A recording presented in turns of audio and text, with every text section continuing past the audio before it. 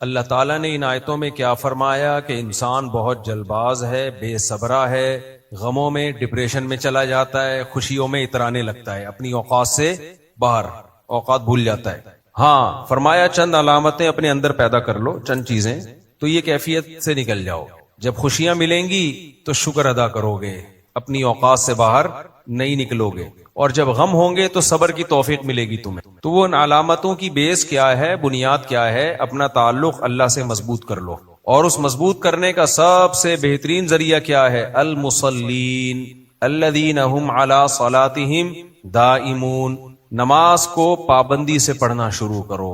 ہم میں سے سب لوگ نماز پڑھتے ہیں، کوئی جمعے میں پڑھ لیتا ہے، کوئی عید کی نماز پڑھتا ہے، کوئی آنکھ کھل گئی تو پڑھ لیتا ہے، نہیں کھلی تو نہیں پڑھتا۔ ہمارے محلے میں ایک صاحب تھے، ہم 20 25 30 سال جہاں رہے ہیں، وہ ہمیشہ فجر کی دوسری رکعت میں پہنچا کرتے تھے۔ ہم ان سے کہتے تھے یار پہلی رکعت میں کیوں نہیں؟ کہتے ہیں یار آنکھ دیر سے کھلتی ہے۔ اب نماز کا ٹائم اگر 4:15 بجے تھا تو وہ پہنچ رہے تھے دوسری رکعت میں، پھر نماز کا ٹائم آگے بڑھا 5:20 تو بھی وہ کب پہنچ رہے ہیں؟ دوسری رکعت میں۔ نماز 6 بجے ہوئی ہے تو بھی کب پہنچ رہے ہیں؟ یہ آپ کو ہر مسجد میں ایسے لوگ نظر آئیں گے، پہلی صف والے، آخری صف والے۔ تو پہلی صف والے چاہے نماز جتنا بھی پیچھے چلی جائے وہ پہلی میں ہی بیٹھے ہوئے ملیں گے آپ۔ دوسری والے ہمیشہ نماز جتنا آگے جائے پیچھے جائے اس سے کوئی فرق نہیں پڑتا، وہ ہمیشہ کہاں ہوں گے؟ دوسری میں ہی ہوں گے۔ ایک رکعت نکلنے والے کی ہمیشہ ایک رکعت نکلی ہوئی ہوگی فجر میں، اور کچھ گھروں میں اخپل طریقے سے پڑھ رہے ہوتے ہیں۔ تو اللہ تعالیٰ نے فرمایا کہ نہ، الا المصلین، پابندی سے، دائمون، نماز کیسے ہوگی بھائی؟ کنٹینیوسلی، پابندی سے نماز۔ نبی صلی اللہ علیہ وسلم نے فرمایا سب سے بہترین صف صف اول ہے، اور سب سے بدترین صف آخری صف ہے، جس میں کھڑے ہونے کو ہم بہت ثواب سمجھتے ہیں، کیونکہ ہمیں پتہ ہے پچھلی صف میں کھڑے ہوئے امام سلام پھیرے گا فوراً پتلی گلی سے نکل جائیں گے۔ صف اول کا سب سے زیادہ ثواب ہے۔ نبی صلی اللہ علیہ وسلم نے ارشاد فرمایا کہ جو لوگ صف اول میں نماز پڑھتے ہیں، جماعت سے نماز پڑھتے ہیں، قیامت کے دن وہ خاص مقرب لوگوں میں ہوں گے۔ دیکھو جب بھی کسی بڑے کا دربار لگتا ہے، جو وی آئی پی لوگ ہوتے ہیں وہ پیچھے ہوتے ہیں یا آگے ہوتے ہیں؟ جو وی آئی پی ہوتے ہیں نا، جو وی آئی پی ہوتے ہیں بالکل ساتھ ہوتے ہیں، وی آئی پی اس سے تھوڑے سے پیچھے، اور وہ بےچارے جو بالکل لو کوالٹی کے ہوتے ہیں، ان کسی کو چپلوں پہ جگہ مل رہی ہوتی ہے، کسی کو جگہ مل نہیں رہی ہوتی، کھڑے کھڑے ہوئے ہی ہوتے ہیں۔ تو اللہ تعالیٰ کا بھی ایسے دربار لگتا ہے، اور آخرت میں لگے گا۔ دنیا میں بھی دربار لگتا ہے۔ دنیا میں اللہ کا دربار کہاں لگتا ہے؟ 5 ٹائم مسجدوں میں لگتا ہے۔ تو اللہ تعالیٰ کہتے ہیں کہ جو دنیا میں میرے دربار میں آگے آگے آئے گا نا، کیونکہ ابھی میں نظر نہیں آ رہا، ابھی میں نظر نہیں آ رہا، غیب پر ایمان لایا ہے، اور وہ میرے سامنے کھڑا ہوتا ہے، آ کے اگلی صف میں کھڑا ہوتا ہے۔ تو یہ کیسے ہو سکتا ہے کہ آخرت میں جب میرا دربار لگے تو میں اس کو پیچھے رکھ دوں؟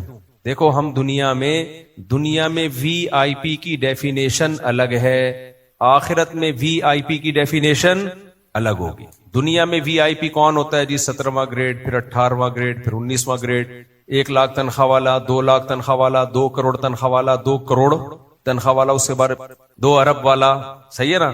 وہ الگ کیٹیگری ہے، وہ ہم جیسے غریب لوگ وہاں سوچ بھی نہیں سکتے۔ وہ وی آئی پی ہوتے ہیں، وہ لوگ سیاستدان ہو گئے، نواز شریف صاحب ہو گئے، جناب شہباز شریف ہو گئے، یہ ایسے لوگ ہیں کہ جب ہم اوپر دیکھتے ہیں ان کے رتبے کی طرف دنیا کے لحاظ سے تو ہماری پگڑیاں گر جاتی ہیں۔ تو یہ ہے دنیا کے بھائی، تعلیم کے لحاظ سے الگ کیٹیگری ہے بھائی، یہ وی آئی پی ہے۔ تو آخرت کے وی آئی پی کی ڈیفینیشن ہی بالکل کیا ہے؟ الگ، اور اس کی ایک لاجک بھی ہے۔ آپ مجھے ایک بات بتاؤ، کمپنی آپ کو کوئی کام دے، جو کام کو فوکس کرے گا کمپنی کی نظر میں سب سے زیادہ ویلیو اس کی ہوگی نا؟ کیا خیال ہے؟ دیکھو کمپنی نے کچھ لوگوں کو بھیجا کوئی پروجیکٹ دے کے، کسی دوسرے کنٹری میں بھیجا کہ یار ایک بلڈنگ بنانی ہے ہم نے یہاں۔ کمپنی آنے جانے کا ٹکٹ بھی دے گی، کھانے کا خرچہ بھی دے گی، علاج معالجے کے لیے 2-4 ڈاکٹروں کو بھی بھیج دے گی۔ تو بہت سارے لوگوں کے ذمے مختلف کام ہوں گے، لیکن ہدف سب کا ایک ہی ہوگا کہ ان سب نے مختلف کام کرنے ہیں۔ ڈاکٹر نے کوئی امپلائی بیمار ہو گیا تو اس کا علاج کرنا ہے، جو شیف ہے اس کا کام ہے ملازمین کو کھانا پکا کے دینا، سریا والا ہے اس کا کام ہے سریا ارینج کرنا، جو انجینئرز ہیں ان کا کام ہے بھائی میپ بنا کے دینا۔ یہ سارے ایک پروجیکٹ پہ عمل کر رہے ہیں کہ نہیں کر رہے؟ لیکن ہدف سب کا کیا ہے؟ ایک، کہ یہ پروجیکٹ مکمل ہو جائے، یہ بلڈنگ مکمل ہو جائے۔ اب کمپنی کی نظر میں سب سے زیادہ ویلیو اس کی ہوگی جو اس پروجیکٹ کو فوکس کرے گا۔ اب کیا ہوا، ایک امپلائی ایسا تھا جس کے پاس بہت پیسہ تھا، وہ وہاں گیا اور کمپنی کے کام کو چھوڑ کر عیاشی میں لگ گیا, دائیں بائیں گھوم رہا ہے, کھا رہا ہے, پی رہا ہے, موج مستیاں کر رہا ہے, وی آئی پی تو ہے نا, بہت پیسے والا ہے, کمپنی کی نظر میں اس کی ویلیو ہوگی.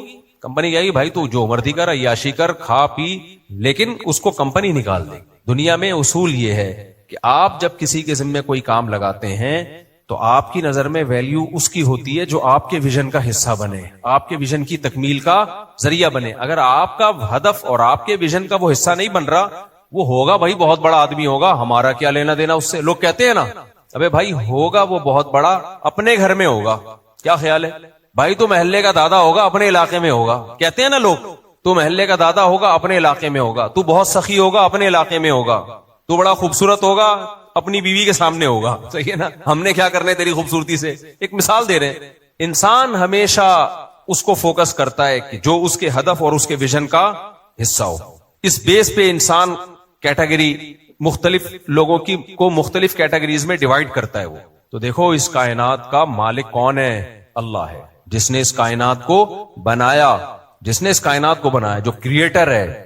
اس نے ہمیں ایک پروجیکٹ دیا ہے, لیکن اس نے لوگوں میں مختلف صلاحیتیں پیدا کی ہیں. ہر شخص اپنی صلاحیتوں کے لحاظ سے اس پروجیکٹ کی تکمیل میں لگا ہوا ہے.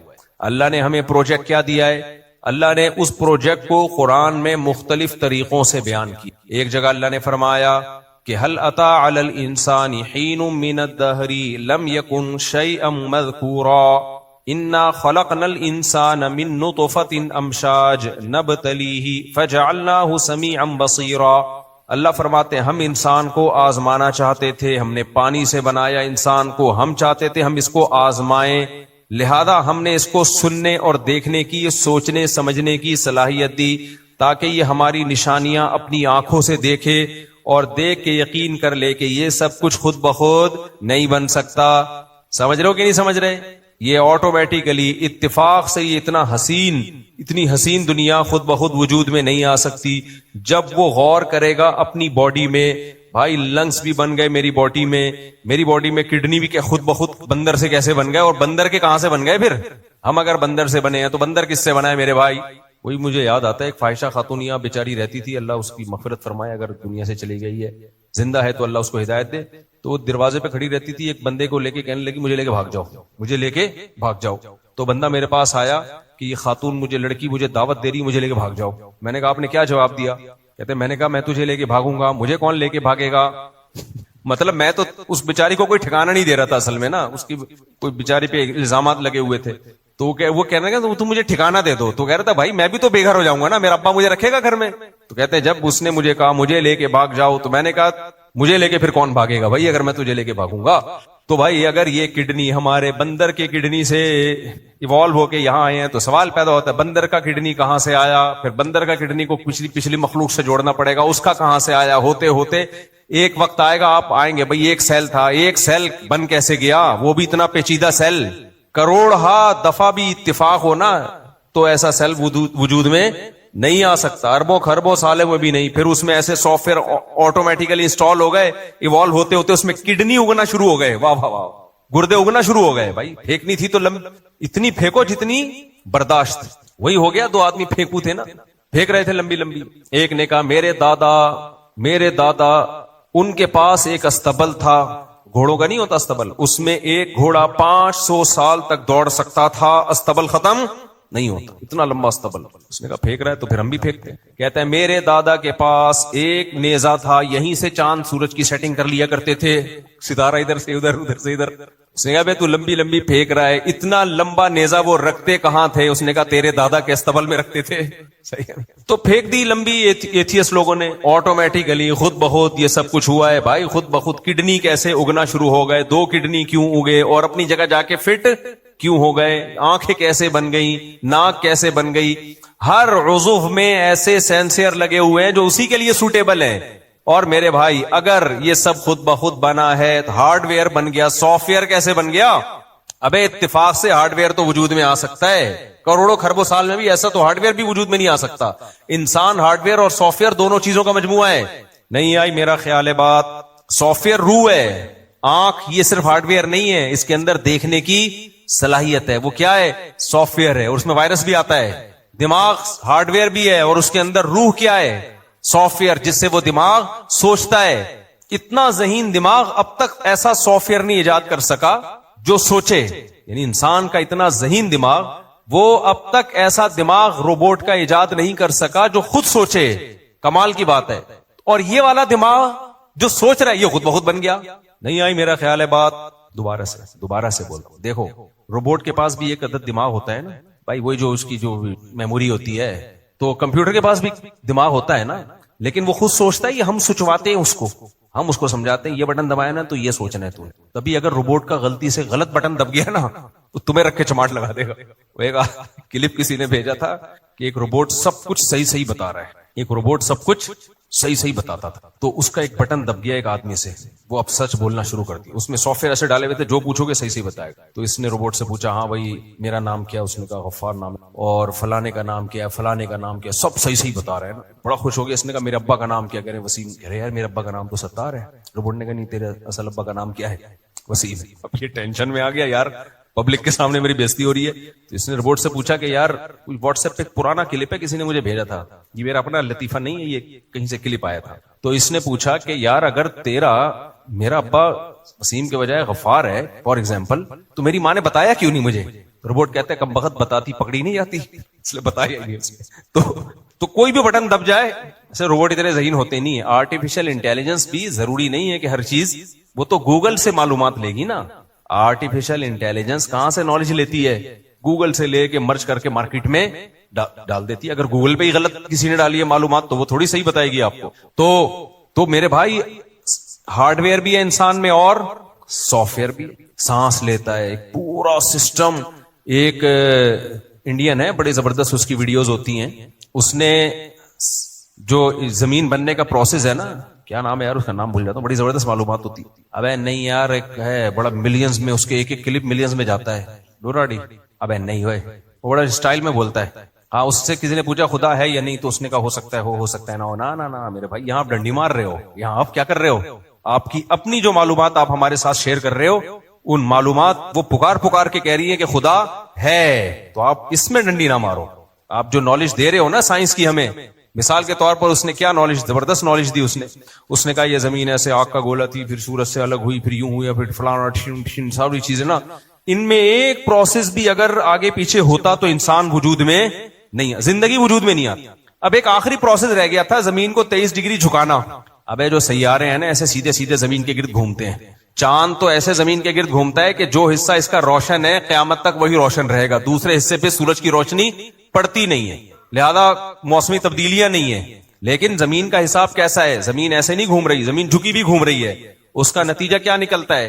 جب اس طرح گھومتی ہے تو جب 6 مہینے سورج یہاں زیادہ پڑتا ہے، ادھر گرمی ادھر سردی، پھر گھوم کے جب ادھر آتی ہے تو یہ والا حصہ سامنے ہو جاتا ہے، ادھر گرمی ادھر سردی، اسی سے دن رات چھوٹے ہوتے ہیں.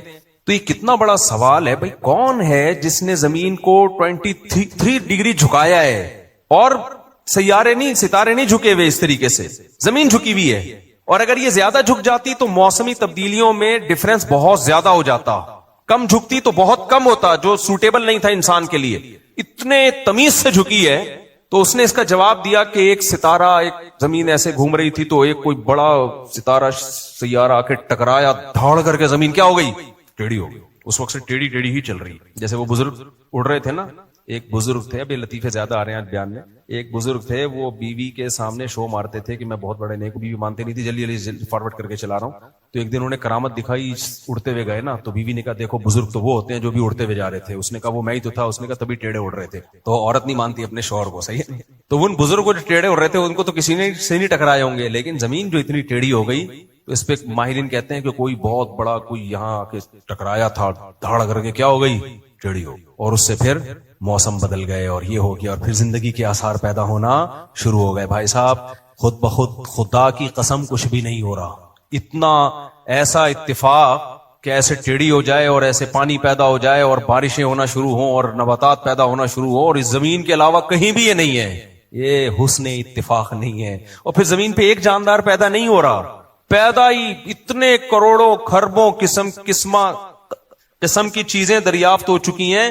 اور سائنس میں گڑبڑ کیا ہوتی ہے؟ سائنسدان جب کسی چیز کو دیکھتے ہیں نا تو کہتے ہیں کہ اس کی یہ لاجک ہے جس کی وجہ سے یہ زندہ ہے. اگر دیکھا نہ ہو نا بہت ساری چیزوں کو تو وہ یہ فیصلہ کریں اس کے بغیر زندگی ممکن ہی نہیں ہے. مثال کے طور پر اگر سائنسدانوں نے زمین پہ چلنے والے جانور دیکھے ہوتے, سمندر کے اندر کی مخلوق کبھی دیکھی نہ ہوتی, تو ہم ریسرچ کرتے, سائنٹسٹ ریسرچ کر کے جب لنگس پہ ریسرچ کرتے خشکی کے جتنے جانور ہیں, تو ریسرچ کے نتیجے میں یہ بات سامنے آتی کہ زندہ رہنے کے لیے آکسیجن کی ضرورت ہے. آکسیجن ہوا میں 23% ہوتی ہے, تو جس کو ہوا نہیں ملے گی, پانی میں ہم ڈوب کے ہلاک ہو جاتے ہیں نا بھائی صاحب, تو ہمیں وہاں آکسیجن, کیونکہ ہوا نہیں ہے آکسیجن نہیں ملتی, لہذا کوئی جاندار پانی کے اندر زندہ نہیں رہ سکتا. اصل میں تو یہ رپورٹ آنی چاہیے, لیکن جب انہوں نے سمندروں میں جھانک کے دیکھا, ابے یہاں تو الگ مخلوق ہے یار جو پانی ہی میں زندہ رہتی ہے, پانی کے باہر زندہ نہیں رہتی, تو انہوں نے دیکھا بھائی پھر ریسرچ ہو رہی ہے ان کے لنگس کیسے, ان کے جو پھیپھڑے ہیں, گلپھڑے ہیں, وہ کیسے کام کرتے ہیں. ایک نئی دریافت ہوئی بھائی اس طرح اللہ نے ان کو بنایا ہے, فطرت نے, نیچر نے ایسے بنایا ہے کہ یہ پانی سے آکسیجن جذب کرتے ہیں, یہ ہوا میں آکسیجن جذب کرنے کی صلاحیت رکھتے ہی نہیں ہیں. یہ وہی تو بات ہے جو قرآن کہہ رہا ہے وَهُوَ بِكُلِّ خَلْقٍ عَلِيمٍ. سورہ یاسین میں اللہ کہتے ہیں میں ہر طرح سے پیدا کرنا جانتا ہوں. ایک طریقے کو دیکھ کے یہ مت سمجھ بیٹھنا کہ یہی ہے لہذا اس کو نیچر کا نام دے کے جان چھڑا لو. ابھی سائنسدان کیا کر رہے ہوتے ہیں, نیچرل ہے لہذا اسی طریقے سے ہو سکتا ہے. اللہ کہتے ہیں چلو یہ والی پروڈکٹ ہماری یہ والی پروڈکٹ یہ تمہارے سامنے, پھر اس کو دیکھ کے سائنسدان کہتے ہیں اچھا اس میں تو اصل میں یہ لاجک ہے اس کی, اسی طرح ہو سکتا ہے. اللہ تیسری پروڈکٹ لے آتے ہیں, چل بھائی اس طرح یہ تیسری دیکھ لے, تو وَهُوَ بِكُلِّ خَلْقٍ عَلِيمٍ. اللہ کہتے ہیں ہر طرح سے پیدا کرنا جانتا ہوں. پتا چلا بھائی یہ آٹومیٹیکلی نہیں ہے, یہ کسی کوئی مائنڈ ہے, کوئی دماغ ہے جو استعمال ہوا ہے. وہ کون ہے؟ اللہ ہے, جس کو مجازن دماغ کہہ رہے ہیں, یہ اس کا ارادہ ہے. پھر ہم نے جب سمندر کی مخلوق میں غور کیا, ہم نے دیکھا بھائی ان کے تو گلپھڑے ہوتے ہیں اور یہ مچھلی باہر تبھی زندہ نہیں رہ سکتی. سائنسدانوں نے ایک لاجک دی اس کی, بھائی ایکچولی یہ ہوتا ہے, میڈیکل سائنس میں جو بھی پڑھایا جاتا ہے. اللہ نے کہا چلو بھئی ایک اور پروڈکٹ میری جو سمندر کے اندر بھی اور سمندر کے باہر بھی, اس میں کیا ہے بھائی, مان لینا چاہیے اللہ یہ تو ہی کر رہا ہے بھائی, یہ خود بخود نہیں ہو سکتا. اس پہ ریسرچ ہوئی تو پتا چلا جی اچھا جو بھی ان کا سسٹم ہے یار اس میں تو یہ چیزیں لگی ہوئی ہیں پانی میں جا کے, یہ والے اعضاء کام کرتے ہیں پانی سے باہر آ کے. کیکڑے کو دیکھو جب چاہے گا پانی کے اندر, جب چاہے گا پانی کے باہر. مگرمچھ کو دیکھو جب چاہے گا پانی کے اندر, جب چاہے گا پانی کے باہر. دونوں جگہ انجوائے کر رہا ہے لائف کو. کیا خیال ہے, دونوں جگہ انجوائے کر رہا ہے. پھر ہم نے دیکھا چلو پانی کی مخلوق میں سائنسدانوں نے بولا سن لائٹ بہت ضروری ہے. کیا بہت ضروری ہے؟ چاہے سمندر کی مخلوق ہو چاہے خشکی کی. اللہ نے سمندر کی تہ میں جہاں بالکل اندھیرے ہوتے ہیں, سن لائٹ کا کوئی دور دور کا امکان بھی نہیں ہوتا, وہاں بھی اللہ نے مخلوق پیدا کر دی. سمجھ میں نہیں آ رہی بات, وہاں تو سن لائٹ ہے ہی نہیں. ہم جب آنکھوں والے جانوروں کو دیکھتے ہیں, اچھا کمال کی بات ہے وہاں پانی کا دباؤ اتنا ہے کہ سائنسدان کہتے ہیں کہ اس تہ میں کسی مخلوق کا زندہ رہنا ممکن ہی نہیں ہے, کیونکہ پانی کا ویٹ اتنا ہوتا ہے کہ پچک کے مر جائے گی. وہ نہیں وہ جو ابھی گیا تھا کچھ دن پہلے, آپ دوست گئی تھی بھائی صاحب وہ ٹائٹینک دیکھنے کے لیے, آپ دوست گئی تھی, سیکنڈوں کے 1000ویں حصے میں غائب ہوئی ہے. کیوں؟ پانی کا دباؤ, اتنا دباؤ تھا ہلاک ہو گئی. لیکن وہاں مچھلیاں ہیں سمندر کی تہ میں اندھیروں میں, اب کیسے بھائی اتنے دباؤ کو برداشت کر رہی ہیں بھائی, ان کو دباؤ جو اتنا پریشر ہے نا, ایسے ان کے اندر آلات لگے ہوئے ہیں جو اس پریشر کے مقابلے میں پریشر پیدا کر رہے ہیں. پریشر کا جواب کس سے ہوگا؟ پریشر سے. تبھی کوئی ایک چماٹ لگائے تو اس کا جواب پریشر کے مقابلے میں جب تک, تبھی میں کہتا ہوں کہ جو آپ کا قرضہ نہیں دے رہا, سوری آپ کے پاس اگر قرضہ ادا کرنے کے پیسے نہیں ہیں جس کی وجہ سے آپ کو پریشر ہو رہا ہے, تو پریشر کے جواب میں کیا کریٹ کرنا ہے؟ پریشر. بھائی آپ نے کسی کے پیسے دینے ہیں, سمجھ رہے ہو, اس سے آپ کو پریشر ہوگا. جو شریف آدمی اس کی بات کر رہا ہے, پریشر میں آتا ہے کہ نہیں آتا, ٹینشن میں آتا ہے. تو اب کیا اس کا علاج ہے؟ جب وہ آپ کے گھر آئے نا پیسے لینے کے لیے, بولو نہیں, اس سے پریشر کے مقابلے میں ایک نیا پریشر. کیا خیال ہے, یہ پریشر پارسل ہو کے کہاں چلا جائے گا؟ ادھر جائے گا تو آپ کیا ہو جاؤ گے؟ ریلیکس. تو پریشر ختم کرنے کا سب سے بہترین طریقہ یہ کہ اپنی ٹینشن دوسرے کو پہنا دو, اور کچھ بھی نہیں بگاڑ سکتا وہ آپ کا. آپ نے بول دیا نا نہیں ہے, وہ دنیا کا کوئی قانون ہے ہی نہیں جو آپ سے پیسے نکلوا, کورٹ بھی نہیں نکال سکتی. جج کے اپنے پیسے پھنسے ہوئے ہوں گے نا, وہ بھی عدالت میں لا کے نہیں نکلوا سکتا. تو بدماشی سے نکالو یا صبر کرو, اس کے علاوہ کوئی آپشن آپ کے پاس نہیں ہے. خیر اس لیے میں کہتا ہوں دیا ہی نہ کرو نا لوگوں کو, دینے سے پہلے کروڑا دفعہ سوچو. خیر تو اب دیکھو اللہ نے سمندر کی تہ میں بھی پیدا کر دی مچھلیاں, ہے بھائی وہ ویٹ برداشت کر رہی ہیں, اور اتنی ہلکی پھلکی مچھلیاں ہوتی ہیں, آپ حیران ہو گئے یار یہ اتنی ہلکی پھلکی مچھلی یہ اتنی تہ میں کیسے؟ تو اللہ نے دعویٰ کیا تھا وَهُوَ بِكُلِّ خَلْقٍ عَلِيمٍ, ہر طرح سے پیدا کرنا جانتا ہوں. جب ہم نے آنکھوں والے جانور دیکھے، زیادہ تر جانوروں کی آنکھیں ہوتی ہیں، ہم نے کہا یہ سفر کرتے ہیں آنکھوں سے، اگر آنکھیں کسی مخلوق کی نہیں ہوں گی تو وہ ٹکر کھائے گا۔ اللہ نے چمگادڑ پیدا کی اور 20 قسم کے چچندر دیکھی آپ نے، چوہے کی طرح کی ایک مخلوق ہے نا چچندر، اس کی آنکھیں نہیں ہوتی، لاکھوں سالوں سے زمین میں ہے، وہ کیسے سروائیو کر رہی ہے بھائی، اپنے بچوں کو کیسے پالتی ہے بغیر آنکھوں کے۔ میں نے خود یہ منظر دیکھا ہے، بڑا خوبصورت ہوتا ہے، چچندر نابینا ہوتی ہے، جب بچے دیتی ہے نا تو اس کی دم کو پچھلے والا بچہ پکڑتا ہے اور اس چھوٹے بچے کی دم کو اس کا چھوٹا بھائی پیچھے، اس کی دم کو اس کی چھوٹی بہن پکڑے گی، پوری ٹرین کی طرح یہ سفر کرتے ہیں، جس کی دم چھوٹی گیا وہ، لیکن پکڑ کے رکھتے ہیں گچی سے نا، ان کو یہ پتا ہے کہ یہ میری اماں ہے، اور اماں کو آگے راستہ نظر نہیں آ رہا لیکن پھر بھی ٹریولنگ کر رہی ہے، اور بچے اماں کی دم پکڑ پکڑ کے بڑے ہو جاتے ہیں، جوان ہو جاتے ہیں۔ بھائی صاحب یہ اتنی سی کھوپڑی میں یہ سافٹ ویئر کس نے ڈالے ہیں؟ ایک سافٹ ویئر ہوتا ہے نا، ہم کہتے ہیں کروڑوں سال میں آٹومیٹیکلی وجود میں آ گیا ہے، ایک ہو، اول تو ایک بھی نہیں آتا، نہیں تو ہر مخلوق میں الگ قسم کے سافٹ ویئر ڈلے ہوئے۔ چمگادڑ کو دیکھ لو، پرندہ ہے وہ، پرندہ نابینا پرندہ ہے، جیسے اڑتا ہے نا ٹکر نہیں ہوتی، دیکھنے والے پرندوں کی ٹکر ہو جاتی ہے، میں نے کبھی چمگادڑ کو کسی دیوار سے ٹکر کھاتے ہوئے نہیں دیکھا، کیوں؟ کوئی ایسی ریز نکل رہی ہیں جو اس کو آگے بتا رہی ہوتی ہے آگے رکاوٹ ہے۔ نابینا ہو کے بینا لوگوں سے زیادہ اچھی زندگی گزار لیتی ہے چمگادڑ۔ سمجھ میں نہیں آ رہی بات؟ کچھووں کو دیکھ لو کہاں کہاں جا کے انڈے دیتے ہیں، پھر ان کا یہ ٹریولنگ دیکھ لو پرندوں کی یار۔ اولم یروا الی الطیر فوقہم صافات ویقبضن، اللہ کہتے ہیں ان پرندوں کو اڑتے ہوئے نہیں دیکھتے، کیسے پروں کو پھیلاتے ہیں اور پروں کو بند کرتے ہیں، کتنی لمبی ٹریولنگ کرتے ہیں یہ پرندے، سردیوں میں ایک پول سے زمین کے دوسرے کنارے۔ ہم تو بھائی اتنی ترقی کر کے نارتھ پول گئے ہیں کینیڈا کے، اس پہ بڑے خوش ہو رہے ہیں کہ یار جہاز میں بیٹھ کے، پرندے ویسے ہی چلے جاتے ہیں۔ ابے گوگل میپ ان کو کہاں سے ملتا ہے، ان کو کیسے پتا چلتا ہے اس سمت میں سفر کرنا ہے، وہاں گرمیوں کا موسم ہے یہاں سردیاں، اور ان کا بھی ایک امیر ہوتا ہے۔ آپ پرندوں پہ کتابیں لکھی گئی ہیں سائنسدانوں کی، وہ کتابیں پڑھو، ایک پرندہ آگے ہوتا ہے وہ ہوا کو کاٹتا ہے، جب وہ تھک جاتا ہے نا، اتنا ڈسپلن انسانوں میں نہیں ہے۔ اگر انسان ہوتے نا اس طرح موو سفر کر رہے ہوتے، جو آگے ہوتا قیامت تک آگے ہی رہتا، اس کو دوسرا کوئی پیچھے آنے ہی نہیں دیتا، وہ تو مرے گا جب تک تو آگے ہی رہے گا، تو وہ کیسے جا رہا ہوتا ہے آگے آگے، وہ ہوا کاٹ رہا ہے۔ تھوڑے دن میں جب وہ تھک جاتا ہے پیچھے آتا ہے، اس سے پیچھے والا، جیسے جنازے کی چارپائی کو نہیں لوگ کندھا دے رہے ہوتے بدل بدل کے۔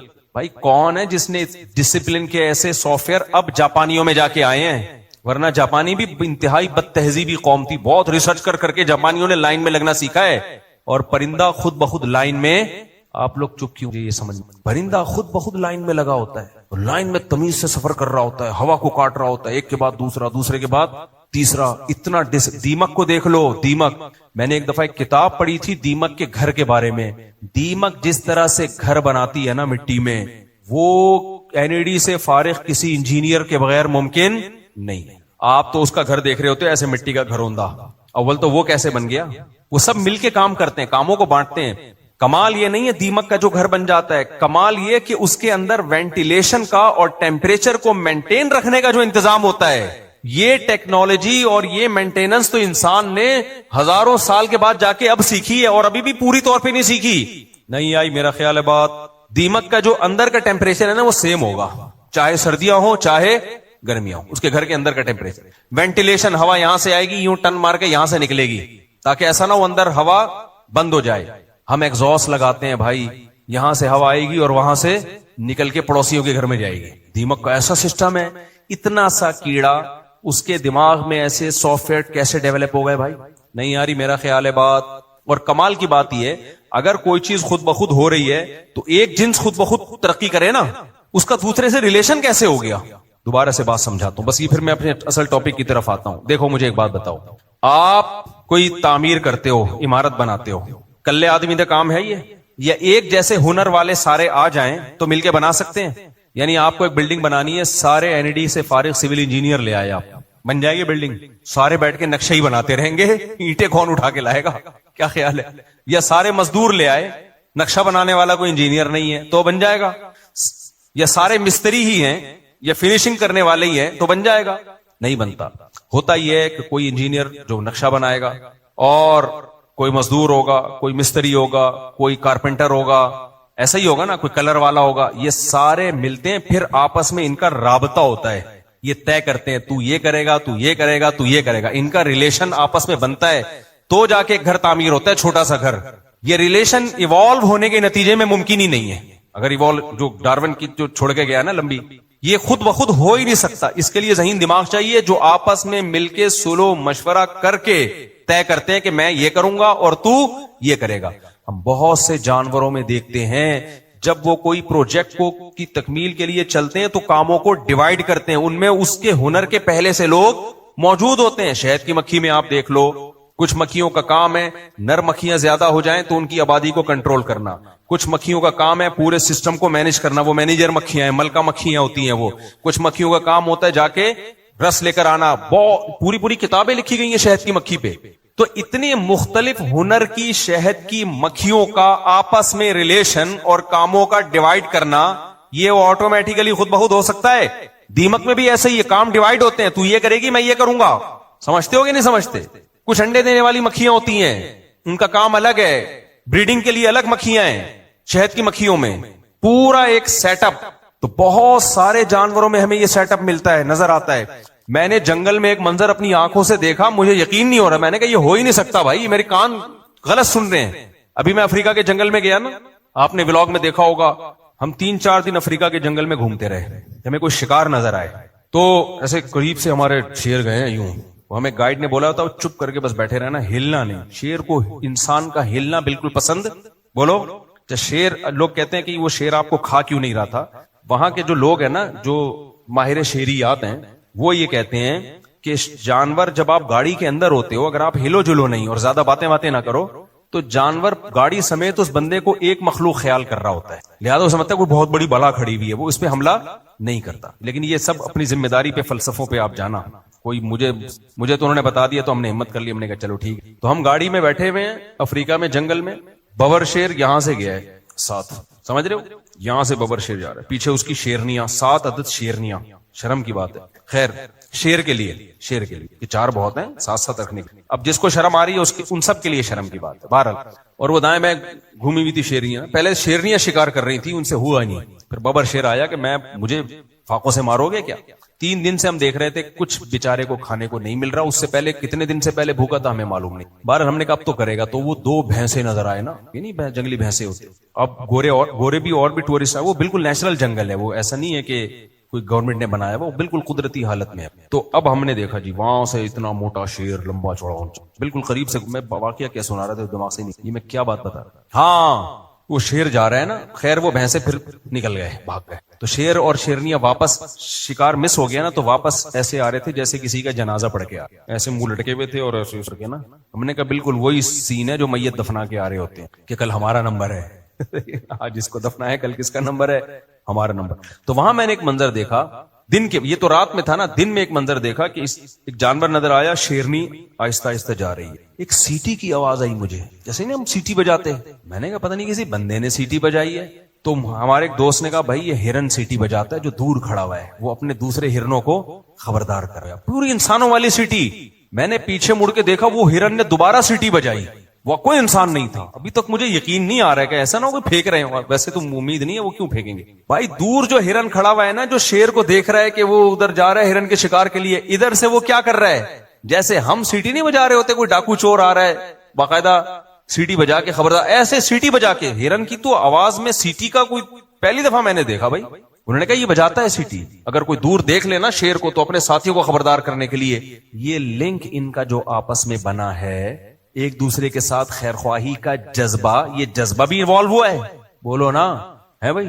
اتنا جذبہ آج انسانوں میں، انسانوں کو تو پیغمبروں نے آ کے سمجھایا ہے، تو جا کے یا خود ایک دوسرے کو موٹیویٹ کیا ہے، بٹھا کے گھنٹوں ہم سمجھاتے ہیں پڑوسی کا خیال کرنا، اپنے قوم کے لوگوں کا خیال کرنا، بیواؤں کا خیال کرنا.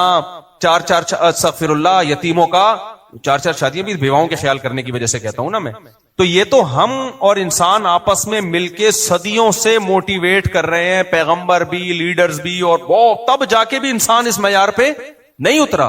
ہرن کو کس نے موٹیویٹ کیا بھائی؟ اس کے دماغ میں ایسے سافٹ ویئر ڈیولپ ہونا شروع ہو گئے آٹومیٹیکلی. اور پھر سیٹی بجانا کس نے سکھائی؟ سیٹی کیوں بجا رہا ہے؟ اگر وہ میں کرنا شروع کر دینا، ہرن شیر ادھر چھوڑ کے پیچھے آ جائے گا. بھئی یہاں تو ہرن کھڑا ہوا ہے، وہ اسٹائل کیا کر رہا ہے؟ چینج. تو بھائی اس لیے قرآن کہتا ہے کہ وَهُوَ بِكُلِّ خَلْقٍ عَلِيمٍ، اس کائنات میں تم ایک ایک چیز میں غور کرو گے تو پتا چلے گا اللہ ہر طرح سے پیدا کرنا جانتا ہے، جب چاہتا ہے جو بنا دیتا ہے. پھر ہم بیٹھ کے اس کی لاجک پیش کرتے ہیں، ایکچولی یہ ایسے ہو گیا، ایکچولی یہ یوں کھاتا ہے، یہاں سے سانس لیتا ہے، یہ ادھر سے سنتا ہے. بہت سے ادھر سے نہیں سنتے ہیں، وہ ویسے ہی سن رہے ہوتے ہیں، ٹھیک ہے نا.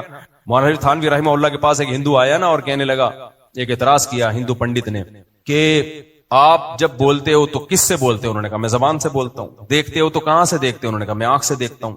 سنتے ہو تو کہاں سے سنتے ہو؟ انہوں نے کہا میں کان سے سنتا ہوں. تو کہا اللہ بھی سنتا ہے نا؟ مولوی تھانوی نے فرمایا ہاں سنتا ہے. اللہ بھی بولتا ہے نا؟ ہاں جی بولتا ہے. اللہ کلام کرتا ہے. تو کہا کہ اس کا مطلب اللہ کے بھی پارٹس ہیں، پھر اللہ کی بھی زبان ہے، اللہ کی بھی کان ہے، اللہ کی بھی آنکھ ہے. کیا خیال ہے؟ تو یہ تو اللہ کو مشابہ بنا دیا نا انسانوں کے. تو پنڈت نے کہا اس کا کیا جواب ہے؟ اس کا مطلب اگر دیکھتا ہے تو آنکھ بھی، اللہ کی بھی پھر آنکھیں ہیں نا. جب اللہ کلام کرتا ہے اس کا مطلب اللہ کی بھی زبان ہے، جبکہ ہم کیا کہتے ہیں؟ اللہ ما وراء العقل ہے. تو حضرت حکیم علماء نے اس کا جواب دیا، فرمایا اچھا مجھے ایک بات بتاؤ، ہمیں دیکھنے کے لیے آنکھ چاہیے، آنکھ کو دیکھنے کے لیے دوسری آنکھ چاہیے؟ بولتے کیوں نہیں؟ ہمیں بولنے کے لیے زبان چاہیے، تو زبان کو بولنے کے لیے الگ سے کوئی اور زبان چاہیے؟ ہمیں سننے کے لیے کان چاہیے، کان کو سننے کے لیے کچھ چاہیے؟ تو جیسے کان بغیر کان کے سنتا ہے، آنکھ بغیر آنکھ کے دیکھتی ہے، زبان بغیر زبان کے بولتی ہے، ایسے ہی اللہ خود سنتا بھی ہے، خود سے دیکھتا بھی ہے، خود سے کلام بھی کرتا ہے. اس کو کلام کے لیے زبان نہیں چاہیے، اس کو دیکھنے کے لیے آنکھیں نہیں چاہیے. وہ پنڈت بڑا متاثر ہوا، کہتے ہیں میں نے اتنے لوگوں سے یہ سوال پوچھا تھا، کسی نے مجھے سیٹسفائی نہیں کیا. تو خیر، تو بھائی ایک ذات ہے جو سننے کے لیے کانوں کی محتاج نہیں، جو دیکھنے کے لیے آنکھ کی محتاج نہیں. اس نے انسانوں کو بنایا، کسی کے آنکھ لگائی، کسی کے کان لگائے، کسی کو زبان دی مختلف، لیکن اس نے بتا دیا بِكُلِّ خَلْقٍ عَلِيمٍ، میں ہر طرح سے پیدا کرنا جانتا ہوں. اور یہ جو دوسری جگہوں پہ ہمیں مخلوق نہیں مل رہی، اس کی وجہ یہ نہیں ہے کہ پانی نہیں ہے وہاں. سائنسدان کہتے ہیں ایکچولی پانی چونکہ زمین پر ہے تو حیات پانی کے بغیر ممکن نہیں ہے. بھائی آپ اگر زمینی مخلوق کو دیکھتے، سمندر کی مخلوق کو نہ دیکھتے تو آپ کہتے کہ حیات ہوا کے بغیر ممکن نہیں ہے. اور اگر زمینی کو نہ دیکھتے، صرف پانی کی مخلوق کو دیکھتے تو آپ کہتے پانی سے باہر آ کر حیات ممکن. بولتے کیوں نہیں ہے؟ یہ تو آپ بولتے رہتے ہو. باقی پانی جہاں نہیں ہے وہاں زندگی اس لیے نہیں ہے کہ اللہ محتاج ہے یا فطرت میں ایسا پاسبل ہی نہیں ہے. نہ اس کا جواب بھی اللہ نے دیا ہے. اللہ کہتے ہیں وَجَعَلْنَا مِنَ الْمَاءِ كُلَّ شَيْءٍ حَيٍّ، میں نے پانی سے ہر جاندار کو پیدا کیا. کیا مطلب؟ بھائی میں اگر پانی کے بغیر پیدا کرنا چاہتا پانی کے بغیر پیدا کرتے، لیکن میں نے ارادہ ہی نہیں کیا پانی کے بغیر کسی جاندار کو پیدا کرنے کا. تو مخلوق میں نے پانی سے پیدا کی ہے. مخلوق سے مراد مادی مخلوق ہے، جنات اور فرشتے اس میں داخل نہیں ہیں. مادی مخلوق اللہ نے کس سے پیدا کی ہے؟ پانی سے. پانی میں مختلف رنگ بھر دیے، پانی کو ایک پروسیس سے گزارا انسان بن گیا، پانی کو دوسرے پروسیس سے گزارا شیر چیتے بن گئے، پانی کو تیسرے پروسیس سے گزارا مچھلیاں بن گئی، چوتھے پروسیس سے گزارا پرندے بن گئے، پرندوں کی 20 قسم. ایک پرندے کو جب آپ دیکھتے ہیں نا تو سائنسدان کہتے ہیں یہ والے پرندے کی چونچ ایکچولی لمبی ہے، اور وہ لمبی ہونے کی وجہ سے یہ اس طرح سے کھاتا ہے. اللہ نے کرف چونچ والے پیدا کر، سمجھ رہے ہو؟ اللہ نے کون سے پیدا کر دیے؟ کرف چونچ والے. اب بتا اس کی تو لمبی چونچ نہیں، ایکچولی اس کی جو کرف چونچ ہے، یعنی ہر پرندے کو جو چونچ دی گئی ہے نا وہ بھی اس کی باڈی کے حساب سے دی گئی. آپ کرف چونچ والے کی چونچ لمبی کر دیں شاید مر جائے، وہ لمبی چونچ والے کی گھما دیں تو وہ کیا ہوگا؟ مر جائے گا. میں نے ایک دفعہ ڈاکومنٹری دیکھی اس کی بھیڑیے کی. بھیڑیے بھی بڑی فلم ہے بھائی، ہم اس کو سمجھتے ہیں ایسی مخلوق ہے، نہ اس کا پورا خاندان ہوتا ہے بھیڑیے کا. آپ اس پہ جو بی بی سی کی ڈاکومنٹریز دیکھا کریں، بی بی سی کی ڈاکومنٹریز بڑی خاندانی ہوتی ہیں، بہت محنت کر کے وہ ڈاکومنٹریز بناتے ہیں. یہ جو بھیڑیا ہے نا وولف، یہ ایک عجیب مخلوق ہے اللہ کی. کس طرح سے یہ پریوار بناتے ہیں، خاندان بناتے ہیں. آج گوروں کا خاندانی سسٹم تباہ ہو گیا، وہ ایوالو نہیں ہو رہے کیونکہ اللہ نے ان کو اپنے حال پہ چھوڑ دیا. تمہیں پیغمبر سمجھائیں گے، پیغمبروں کی تعلیمات پہ عمل نہیں کرو گے، تمہارا فیملی سسٹم تباہ. جانوروں کا تباہ نہیں ہوا، سمجھ میں آ رہی ہے بات؟ تو یہ کیا بات ہے کہ وہ خود بخود ہو گئے؟ بھائی خود نہیں ہوئے، وہ اللہ نے ان کو یہ نظام دیا ہے جس سے وہ تبدیل نہیں ہو سکتے. بھیڑیوں کا پورا ایک خاندانی نظام ہے. کیسے بھیڑیا جوان ہوتا ہے، اس کے بعد جب زیادہ بھیڑی ہوتے ہیں تو وہ ہجرت کر کے جانا پڑتا ہے. بھائی علاقے میں 2 وڈیرے نہیں ہو سکتے، نکل پتلی گلی سے. پھر وڈیرا کہہ رہا ہوں، جو بھیڑیا ہے نا، جو وڈیرا ہوتا ہے، ایک کو جو جگہ خالی کرنی پڑتی ہے، وہ جاتا ہے علاقہ چھوڑ کر کے میں دوسرا خاندان بساؤں گا. اس کے لیے 2,000 کلومیٹر سفر بھی کرتا ہے وہ، سمجھتے ہو؟ جنگلوں کو عبور کرے گا، اور ٹف لائف گزارے گا وہ, اور بھوک سے نڈھال بھی ہوگا, لیکن وہ دوسرا خاندان تلاش کر رہا ہوتا ہے کہ اب یہ علاقہ, کیونکہ امیر ایک ہی ہوتا ہے, سمجھتے ہو. اور اس دوران کیا ہوتا ہے, بعض پرندے اس کی مدد کر رہے ہوتے ہیں. یہ ہوائی بات نہیں ہے, آپ ڈاکومنٹریز دیکھیں جو ریلائبل ہے, پھینکو انہیں نہ بنائی ہو. دکھایا گیا ہے کہ کوا جو ہے نا, کوا بھیڑیا برف میں ہے, برفانی کوا کائیں کائیں کرتا ہوا بھیڑیے کو شکار کے پاس لے گیا ہے. سمجھ میں نہیں آ رہی بات, کیونکہ کوا بھی برف میں بھوکا بیٹھا ہوا تھا. اس نے جب بھیڑیے کو دیکھا, کوے کے مائنڈ میں یہ آیا کہ یہ کچھ کھائے گا تو بچاوا میں کھاؤں گا, تو کائیں کائیں کرتا ہوا ایک جگہ لے گیا, اور بھیڑیا بھی اس کوے کے پیچھے پیچھے جا رہا ہے. بھیڑیے کو کس نے سکھایا بھائی, کیا یہ آٹومیٹیکلی کہ کوا تجھے بتائے گا کہ کہاں کیا پڑا ہوا ہے؟ اور کوا 1.5 ہوشیار, 1.5 ہوشیار, وہ جا کے خرگوش کے بل دکھا رہا ہے اس کو.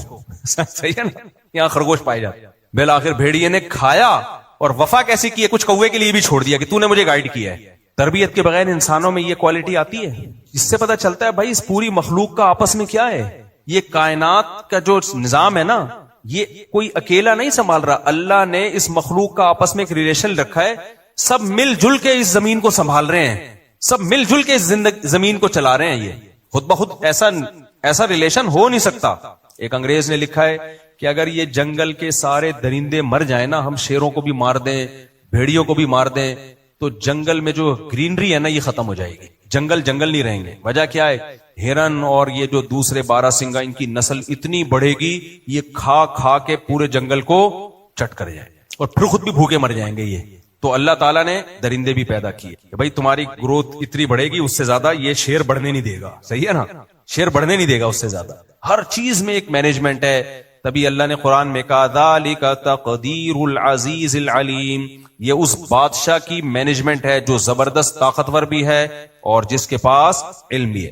تو میں بیان کہاں سے لے کے چلا تھا, یہ ہم کدھر کو نکل لیے. ہاں میں یہ عرض کر رہا تھا, تو اللہ تعالیٰ سورہ دہر میں کیا کہتے ہیں کہ انا خلقنا الانسان, ہم نے انسان کو بنایا اور اس کو سنتا دیکھتا بنایا.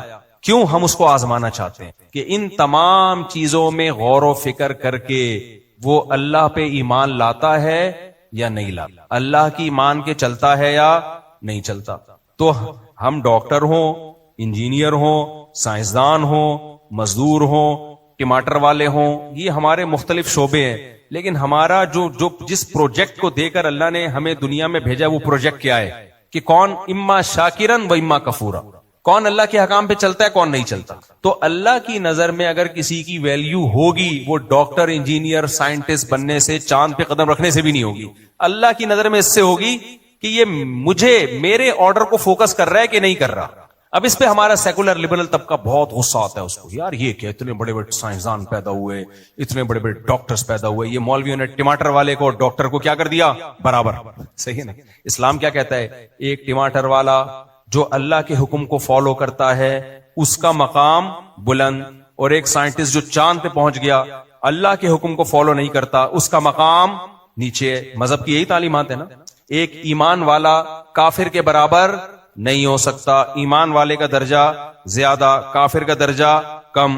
تو وجہ کیا ہے؟ یہ کہتے ہیں یار یہ کیسی بات کر رہے ہیں, کیسی بات کر رہے ہیں, ایمان, تقوی, للہیت یہ زیادہ ہے, اور وہ اتنے بڑے 22 گریڈ کے آفیسرز, ان کو 2 ٹکے کا نہیں چھوڑا مفتی صاحب نے. بھائی بات یہ ہے کہ آپ جس پیمانے سے ناپ رہے ہو نا, وہ پیمانہ ہی غلط ہے. وہ آپ کا اخپل پیمانہ ہے. وہ کیا ہے؟ ہر شخص کا دوسرے کو ناپنے کا پیمانہ دوسرے سے مختلف ہوتا ہے. انگلش کا ایک لفظ ہے نا پرائیورٹی, ترجیح. ہر شخص کی پرائیورٹیز دوسرے سے مختلف. مثال کے طور پر کمپنی میں آپ کو ترقی کرنی ہے اور کمپنی میں آپ کو اونچا گریڈ حاصل کرنا ہے, تو اس اونچے گریڈ حاصل کرنے کا معیار کیا وہی ہوگا جو سوسائٹی میں اونچا گریڈ حاصل کرنے کا معیار ہوگا؟ بولو کیا خیال ہے بھائی؟ دیکھو سوسائٹی میں اگر آپ سوشل ورکر ہو, کوئی بیوہ عورت جا رہی ہے, اس کی آپ نے خدمت کر لی, کوئی یتیم ہے اس کے سر پہ ہاتھ رکھ لیا, گٹر کا ڈھکن نہیں تھا آپ نے ڈھکن لگوا دیا, تو سوسائٹی میں آپ کا گریڈ بڑھ جائے گا, اگلے الیکشن میں آپ کی سلیکشن ہو جائے گی. لیکن کیا کمپنی ان کاموں کی وجہ سے آپ کی تنخواہ بڑھائے گی؟ آپ کسی ملٹی نیشنل کمپنی میں جاب کرتے ہو, فار ایگزامپل پیپسی کمپنی میں آپ مینیجر ہو, اب آپ لیٹ پہنچے ایک دن, کمپنی نے کہا کیا ہوا آپ لیٹ کیوں آ رہے ہو؟ آپ نے کہا جی ہاں سر ہمارے جو گٹر کا ڈھکن نہیں تھا ہماری گلی میں, مجھے ایز اے انسان مجھے خیال آیا کہ کتنے لوگ اس میں گریں گے اور کتنے گر کے مر چکے ہوں گے، تو میں نے وہ ڈھکن لگوا رہا تھا، اس میں مجھے کیا ہو گئی تھی دیر، اگر میں نہ لگواتا تو کوئی گر کے ہلاک ہو جاتا. ہو سکتا ہے آپ کا مینیجر آپ کو کہ چلو یار جان. اگلے دن پھر آپ 3 گھنٹے لیٹ ہیں. مینیجر نے پوچھا بھائی کیا مسئلہ؟ سر وہ پڑوسیوں کے گٹر میں بھی ڈھکن، اصل میں کراچی میں رہ کے گٹر کے ڈھکن کے علاوہ کوئی مثال آتی نہیں ہے. سر وہ ہماری پڑوسیوں کی گلی تھی، اس کا بھی گٹر کا ڈھکن غائب ہو گیا تھا. ادھر میری طرف توجہ. تو میں نے وہ بھی لگوانے کی کوشش کی انسانیت کے ناطے، ایسا نہ ہو کوئی بچہ اس میں گر جائے، اور محلے والوں کو تو پرواہ نہیں تھی لیکن میں نے وہ ڈھکن لگوا دی. تیسرے دن آپ 4 گھنٹے لیٹ آ رہے ہیں. ابے کیا ہو گیا؟ تو مینیجر کیا ہے بھائی؟ تو لوگوں کو ٹائم پہ کیسے لائے گا جب خود 4 گھنٹے لیٹ پہنچ رہا ہے؟ سر دیکھیں، میں ایز اے انسانیت لوگوں کے ساتھ میرا بیہیویئر ہے. میں صرف ایک کمپنی کو فوکس نہیں کرتا کہ میں 4 گھنٹے لیٹ ہو گیا تو کمپنی تباہ نہ ہو جائے. ایکچولی میں مہنگائی کے خلاف احتجاج میں گیا ہوا تھا، کنٹینر پہ میں چڑھ کے بیٹھا ہوا تھا. دیکھیں ملک میں مہنگائی جب، سر آپ بتائیے، ڈائریکٹر کو کہہ رہے آپ بتائیے، ملک میں جب مہنگائی ختم ہوگی تو سب غریبوں کا فائدہ ہوگا نا؟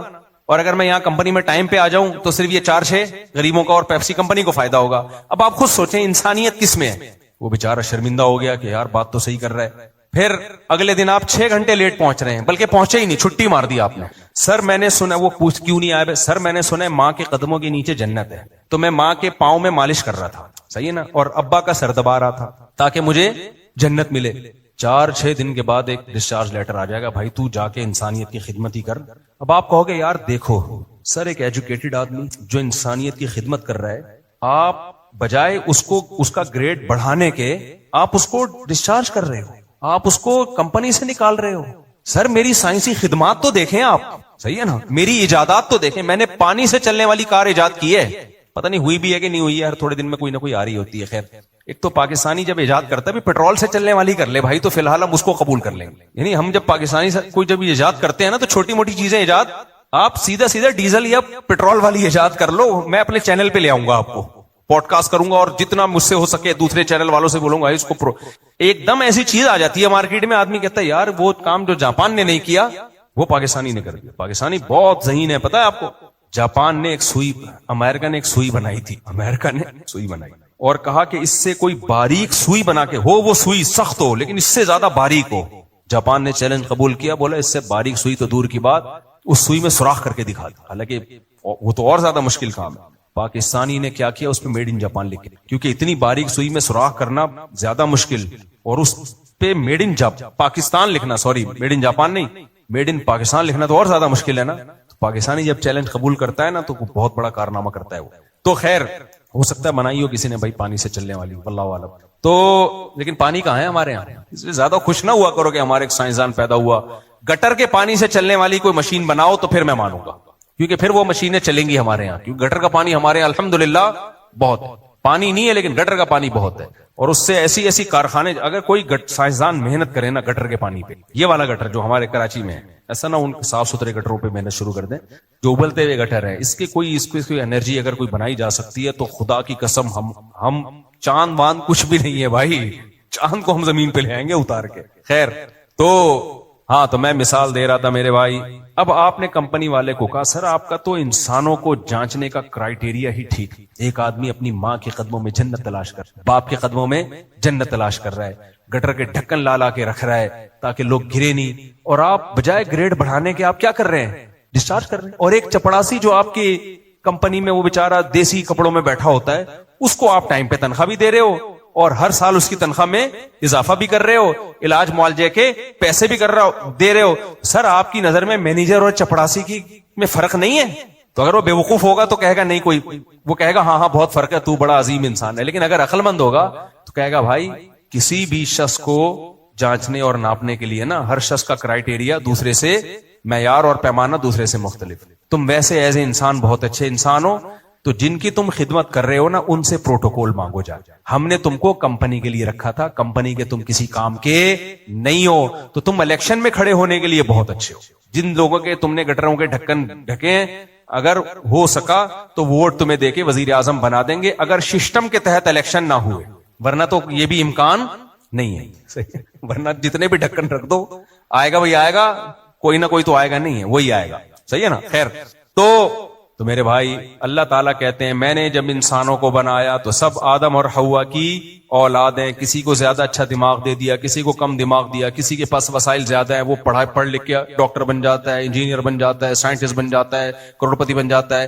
اور کچھ لوگ ایسے جن کو بہت دماغ دیا لیکن تقدیر ان کا ساتھ نہیں دیتی, وہ بےچارے کچھ بھی نہیں بن پاتے, اور کچھ ویسے ہی نہیں بن پاتے, ماحول بہت ساری وجوہات ہیں. تو میری نظر میں اچھا وہ ہے ان اکرمکم عند اللہ اتقاکم. میں تو اس کو فوکس کروں گا کون مجھ سے ڈرتا ہے, مجھے یاد رکھتا ہے. دنیا میں ناشکرے کی ویلیو ہوتی ہے یا شکر گزار کی ویلیو ہوتی ہے؟ بولو, شکر گزار کی ویلیو ہوتی ہے. اللہ کہتے ہیں اگر تم بہت بڑے سائنٹسٹ بن گئے, مجھے یاد نہیں رکھا تم نے, تو لوگوں کے لیے تم نے خدمت کی, لوگ تمہیں پروٹوکول دیں گے, لوگ تمہیں اس کا انعام دیں گے, تو لوگوں سے لو.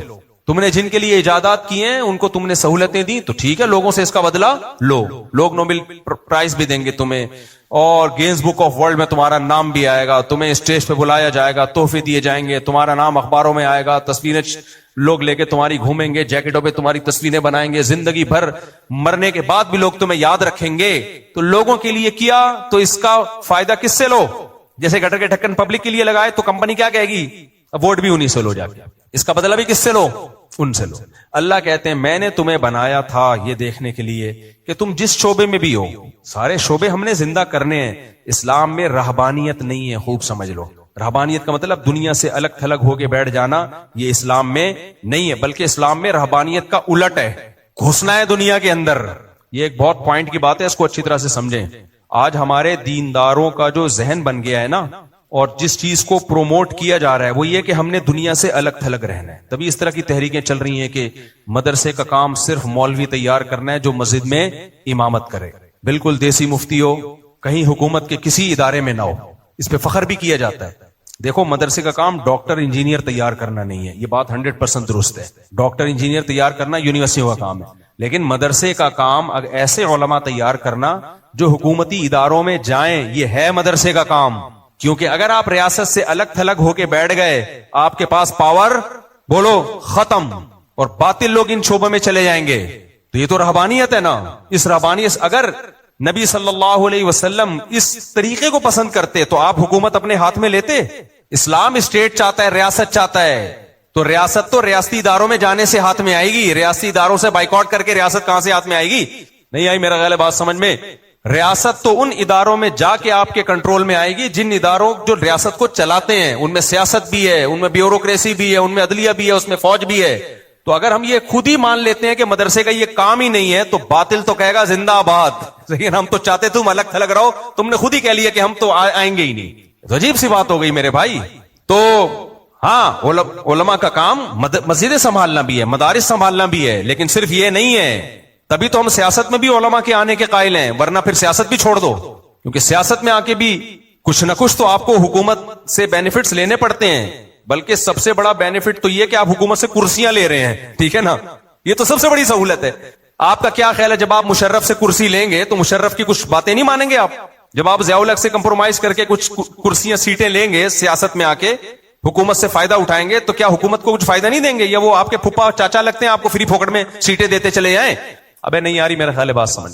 تو ریاست سے ہر شخص فائدہ اٹھاتا ہے, ہر شخص فائدہ اٹھاتا ہے. اس کو ریاست کا پٹھو کہہ دینا کہ جو ریاست سے فائدہ اٹھے سرکاری ملا ہے, بھائی یہ غلط ہے. سب ریاست سے فائدہ اٹھاتے ہیں, کچھ اپنے لیے اٹھاتے ہیں, کچھ قوم کے لیے اٹھاتے ہیں. تو اسلام کہتا ہے ریاست سے فائدہ اٹھاؤ, ریاست میں گھسو بھی, اپنے لیے نہیں. کس کے لیے؟